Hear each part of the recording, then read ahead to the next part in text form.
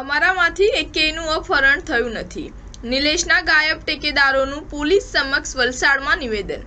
બધાએ એક સાથે ગુજરાત છોડી દીધું. કુંભાણી હજુ લાપતા. કોંગ્રેસના ઉમેદવાર નિલેશ કુંભાણીના રહસ્યમય સંજોગોમાં ગાયબ થયેલા ટેકેદારોને સુરત પોલીસે શોધી કાઢ્યા. પોલીસે વલસાડ જઈને કુંભાણીના 3 અને ડમી ઉમેદવારના 1 ટેકેદારની પૂછપરછ કરી હતી. 4 ટેકેદારોએ પોલીસ સમક્ષ નિવેદન આપ્યું હતું કે અમારું અપહરણ થયું જ નથી.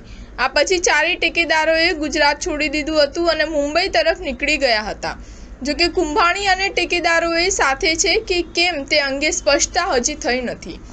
આપના દિનેશ કાછડિયાએ જણાવ્યું હતું કે મારા અંગત સ્ત્રોત પાસેથી માહિતી મળી છે કે નિલેશ કુંભાણીનું ફોર્મ રદ કરાવી સુરત લોકસભા બિનહરીફ જીતવા માટે 15 કરોડમાં સોદો થયો હતો. 15 કરોડમાંથી 12 કરોડ નિલેશ કુંભાણી અને 3 કરોડ ડમી ઉમેદવારને આપવાનું નક્કી થયું હતું.